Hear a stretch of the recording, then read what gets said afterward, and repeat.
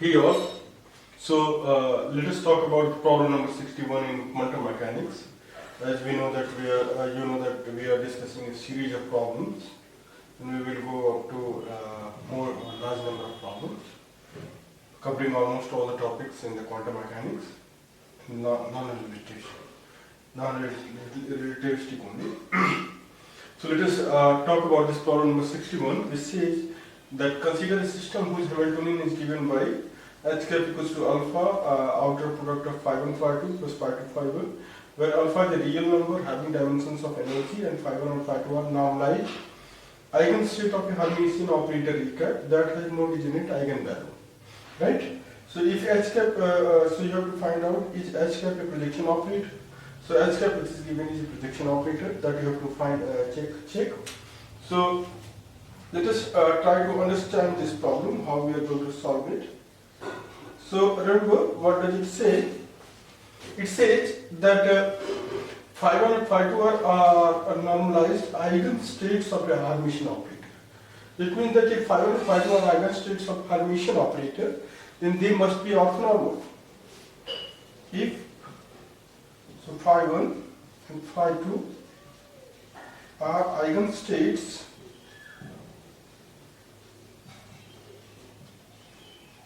of a Hermitian operator, then they must be orthonormal, right? Then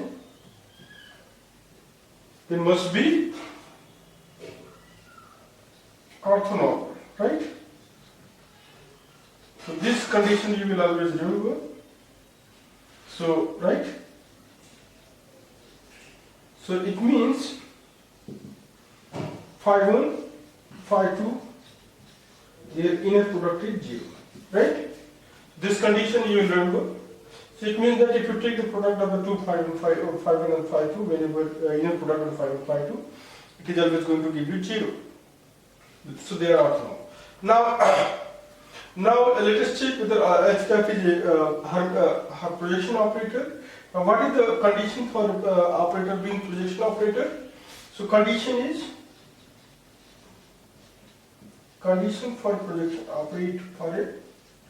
operator to be a projection operator,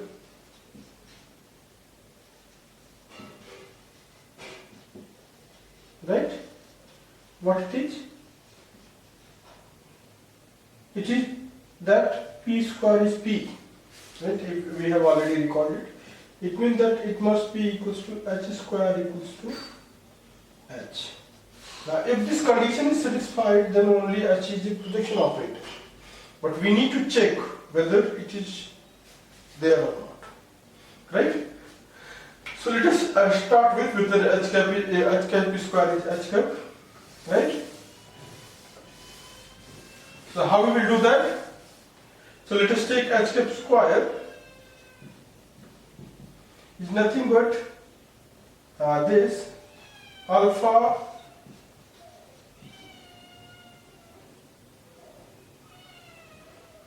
phi 1, right, phi 2 plus phi 2 phi 1, right? Then phi 1 again alpha phi 1 phi 2 plus phi 2 phi 1, right? So this is the case. Now take simple multiplication. So it will give you alpha square phi 1 phi 2, then phi 1 phi 2. Right? Phi 1, phi 2, and then phi 1, phi 2, this case. Plus phi 1, phi 2, and then phi 2, phi 1. Right? Plus phi 2 phi 1 right? And then phi 1, then phi 2, plus phi 2, phi 1, and then phi 2, and then phi 1, right? Now let us analyze this result. So as we said that inner product of phi 2 and phi 1 as they are orthonormal is 0. So this is going to be 0, right? And this is also going to be 0. So what you are left with is phi 2, phi 2 and phi 1, phi 1. Remember that they are orthonormal, it means that the inner product is always equals to unity. So it means that h cap square is nothing but alpha square. This is becoming 1. This is becoming 1. So you are left with this and this, right? Phi 1, phi 1 plus phi 2, phi 2, right? So this is what you are left with.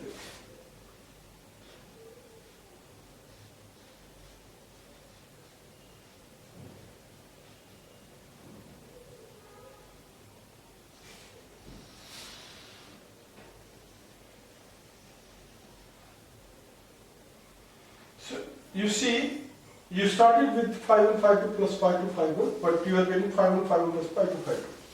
It means that h square is not equals to h cap. It means that h is not a projection operator. It is not a projection operator. Right? So you can see if you have the concept, a clear concept, and you can easily solve this problem. Right? Just finding out whether the operator is a projection operator or not by taking simple inner product, right? So just note it down. So here, so let us discuss problem number 62, which is very significant. It says that consider a one-dimensional harmonic oscillator with Hamiltonian h cap equals to p cap square by 2m plus half m omega square x square, right? The position and momentum operators in the Heisenberg picture for this harmonic oscillator respectively given h. You know that operators evolve with the time in the this Heisenberg picture. So they it can be written x cap ht equals to x cap cos omega t plus half m omega p cap sin omega t, and similarly p cap ht equals to p cap cos omega t minus m omega x cap sin omega t, where x cap and p cap are basically x0 and p0.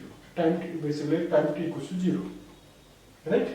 Momentum and position and momentum operators, right? So now it is asked that calculate this bracket, basically commutator of p h cap t1, p cap h t2, right? Just find out. Basically what? Now, this is a very significant problem. It has been asked in many of the exams, and it is usually asked, right? And it is asked also in the theory exams of the quantum mechanics because it is a very important concept. One every student is supposed to understand it, right? Now let us try to calculate this. So what is pH? Remember that pH T1 and T2 depends. So this pH cap T1. So this solution. How will you write the solution? So you will write pH cap T1 as P cap cos omega T1, right, minus m omega H cap sin omega T1, right, minus similar then pH cap T2 is P cap cos omega T2 minus m omega x cap sine omega t2, right? So this is your now remember that it makes a pair of commutators, right? So one is this with this with this, and then this with this, and then this with this. Now you need to look at which of them will survive, right? Remember that commutator of two operators, sim operators, will be obviously 0. So the one which will survive is this one, right? P cos omega t1 comma minus m omega x cap sine omega t2 is the first bracket which will survive, and the second bracket which will survive is obviously x cap goes with p, because x cap goes with x is 0, right? So this will give you minus, I will keep plus rather than, minus m omega x cap sine omega t1 comma p cap cos omega t2, right? This is what you are getting. Now let's try to simplify it. So when you simplify it, what you are supposed to get, it gives you certain things, right? What does they give? So p cap x cap. And take other things out like m omega, right, with minus sign, and cos omega t1 sin omega t2, right? Take them out, right? And then you are left with p cap and x cap, right? So this is a commutator, well-known commutator. It is minus of I h hat, you know that. We call x cap p cap is I h hat. So minus of I h hat, and then plus this minus term minus m omega sin omega t1 cos omega t2.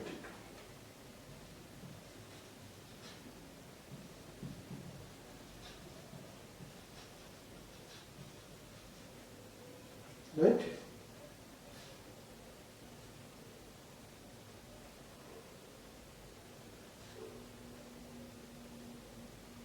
And then you are left with x cap p cap. Right? So this is which is I h hat. So remember that this becomes positive, minus multiplied by minus, and this becomes negative. So just take a minus of I h hat m omega at the outside, right? So if you take this as common, you are left with sin omega t1 cos omega t2 minus cos omega t1 sin omega t2.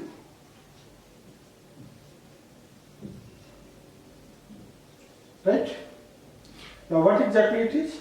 It is a formula of sin a cos b minus cos a sin b sin a minus b. Right? So you can simply write it as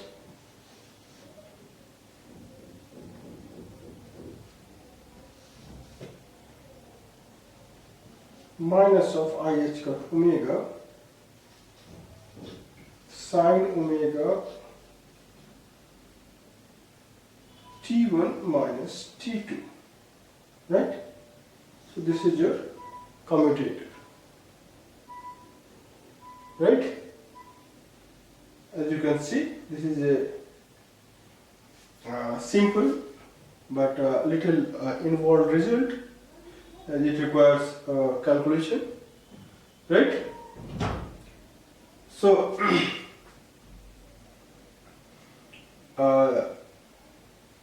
you can, if similar problem is asked in the exam, you can easily able to solve it. You can try this exercise, right? So just note it down. So just like the previous problem where we calculated the commutator for momenta at two different times. Now let us calculate this.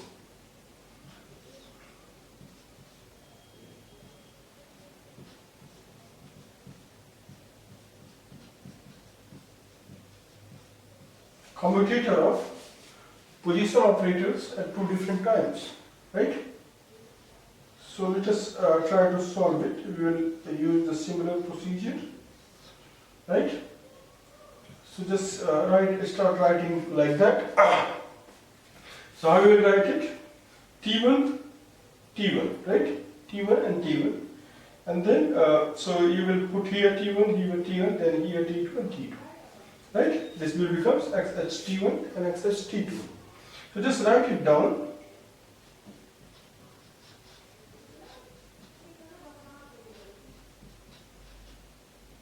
So 1 by this is T1, P cap sine omega T1,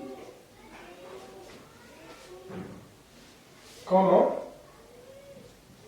X cap cos omega T2 plus 1 by m omega sine omega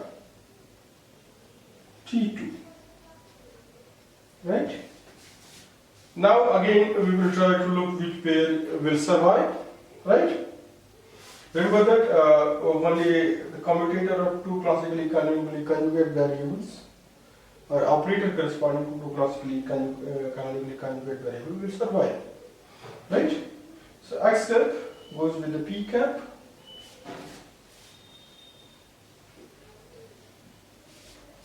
right? And P cap goes with the X cap. So the bracket which is going to survive is basically the two, which is X cap cos omega T1, right? And then comma P cap by m omega sine omega T2. This is the first bracket which is going to survive. And the second bracket which is 1 by m omega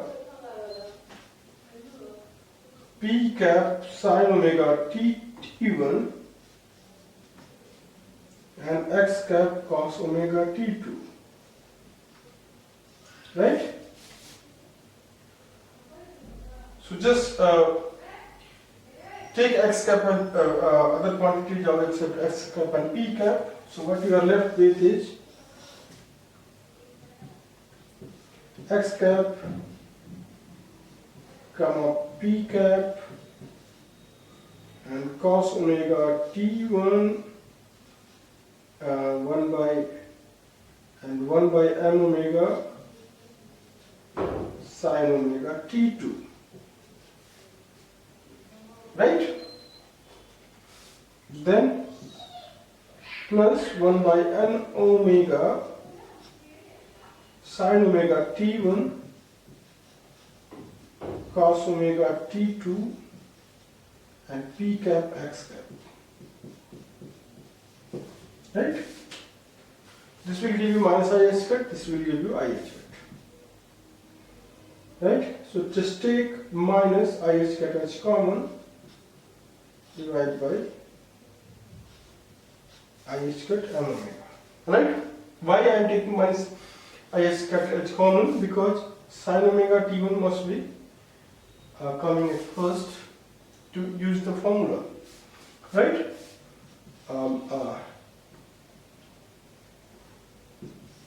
This will become sine omega, this is T1 cos omega T2.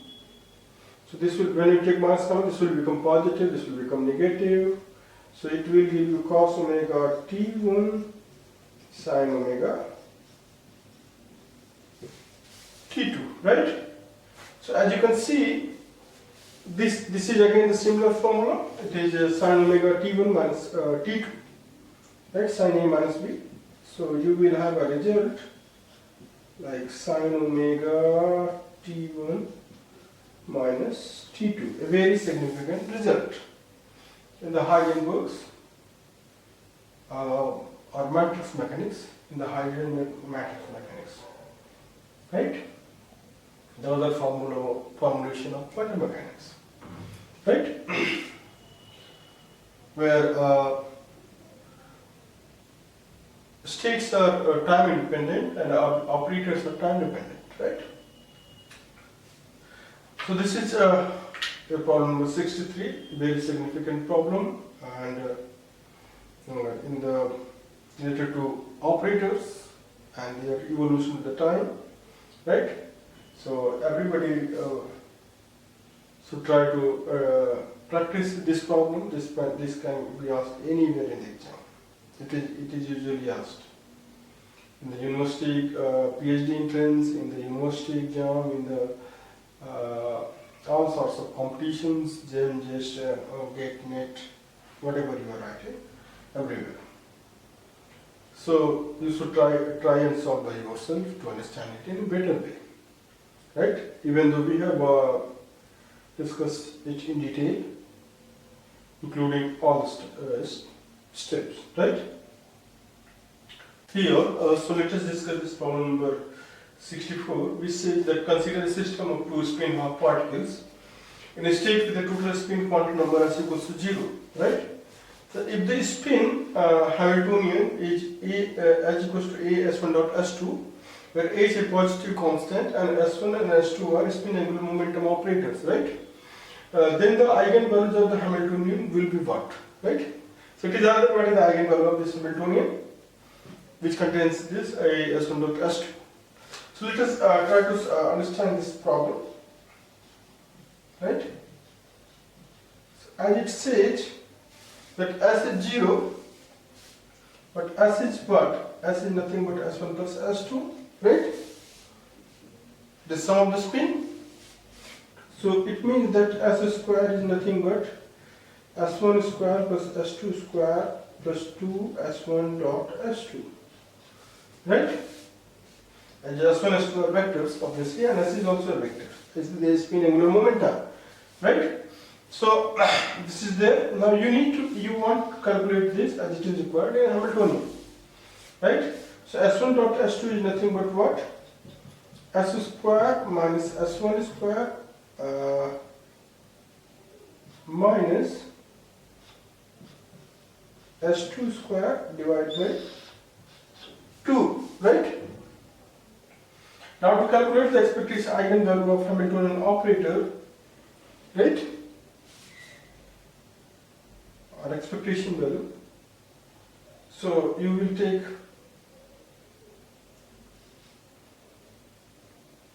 calculate s1 dot s2, right? It is s1 square s square minus s1 square minus s2 square divided by 2, right? So what is s square? As s is 0, it means that s square is 0. So this is 0, and s1 square, as both the particles are spin half, so it may be the state with one spin up and a spin down, right?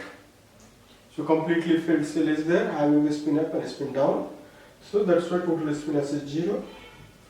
So it gives you s1 square is what? S1 plus 1, that's it.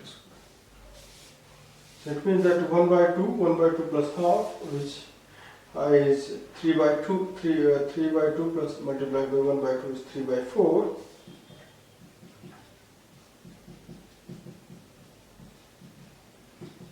By 4 h square, which is same as s2 square also, right? So this is giving you what? This is going to give you minus of 3 by 4 h square and minus of 3 by 4 h square divided by 2. So it gives you minus of 3 by 4 minus of 3 by 4 is 2 times of minus of 3 by 2 h square, then divided by 2 is minus of 3 by 4 h square. So s1 dot s2 is nothing but minus of 3 by 4 h square. as the expectation value, right? So now, so your Hamiltonian having the eigenvalue will be giving you A S1 dot S2, its expectation value is nothing but the eigenvalue, is nothing but minus of 3 by 4 h square into A. Right? So here you calculate the expectation value, you put it here, you get the expectation value, which is a eigenvalue. Right? And there is only one element, so it's a eigenvalue is same as the expectation value. It's not in matrix form. Our matrix has a single element only. So this is the case. So this is the answer we have. Very simple, but it's a very significant problem on the angular momentum. And this Hamiltonian operator values, right? Eigenvalue. Now let us discuss this one very significant problem about the Pauli spin matrices, which is very frequently asked in the exam, in most of the exams. Alright?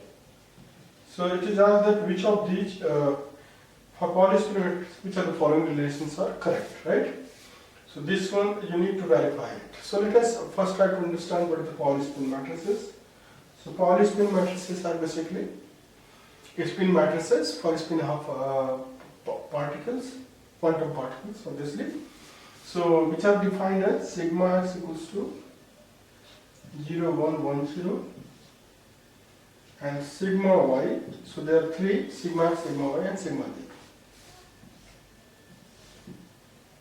0, minus I and 0, and sigma z, which is there, is defined as 1, 0, 0, minus 1.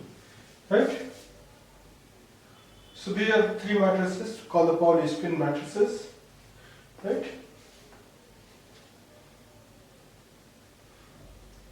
Now, it is asked that which of these relations correspond to these matrices are correct. So if you verify this, you will find that the first one is correct, sigma x square h 0, 1, 1, 0, 0, 1, 1, 0, right? You multiply 0, 1, 1, right?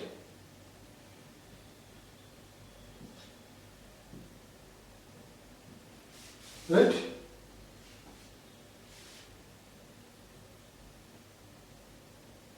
It gives you 1 here, identity, then 0 and 0.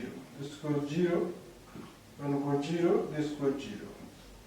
And this goes 1, this goes 0. So this is nothing but identity or unity matrix, right? Similarly, you can check sigma y square as sigma y 0 minus I 0, 0 minus I 0, right? So 0 minus I is minus I square is minus 1, minus of minus is 1, right? So this is giving you 0 and minus of minus I square, minus of I square, which is 1. This is going to give you 0, this is going to give you 1, or 0, right? Because 0 multiplied by minus I is 0, minus I multiplied by 0 is 0. I multiplied by 0 is 0, 0 multiplied by I is 0, and I multiplied by minus I is again minus I square, which is 1.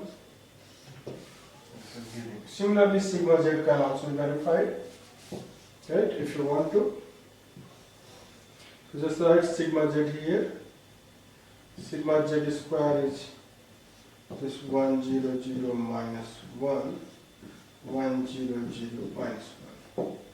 Giving you what? You can see 1, 0. Then 1, 0. 0, 0. Then 0, minus 1, minus 1 is 1. Right? So this is it. You can see that it is simply unity matrix. Right? Now you can check sigma x sigma y is minus of I sigma z. So whether this is correct or not. So first one is correct, right? Sigma x, right? So sigma, this one, how you can verify sigma x sigma y? So 0 1 1 0 0 minus I 0. What it is? Sigma x sigma y. So 0 I. So first term is I. Second term is 0 0 0 0 minus I and 0. So this is what you are getting.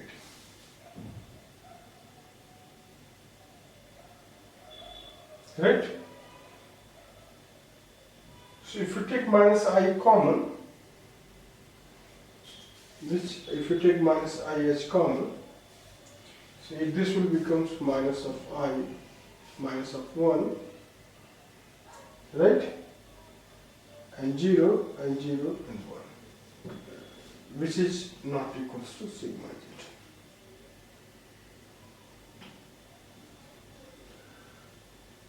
It means that this version is not correct. So this minus would not be there. Right? Similarly, you can verify for other one. Now let us go to which is also not satisfied, not correct, not correct. Right? Now let us go to this one. So sigma x sigma y.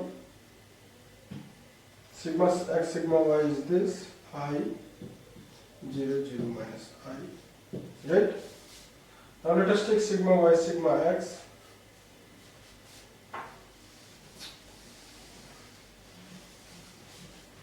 So sigma y sigma x is 0 minus I 0 0 1 1 0. Right? 0 minus I. Right? Then 0 0. Then 0 0. Then I and 0. So this is your this, right? So this minus I 0 0 and I. Now this will become nothing but summing this element to this one. So I minus I, 0 plus 0, 0 minus I plus I, giving you 0 0 0 0 in null matrix, right? So you can see that last one is correct. Not correct. This is also correct. So the relations 1 and 4 are correct, and second and third are not correct. Right? So you will remember this property. You can simply verify also. So these are some of the significant properties of the Pauli matrix. Hope you have understood it, and you will use it for basically solving more number of problems related to the Pauli matrices in the exam, right? So we will come with more number of problems in the upcoming lecture, and that's all for today.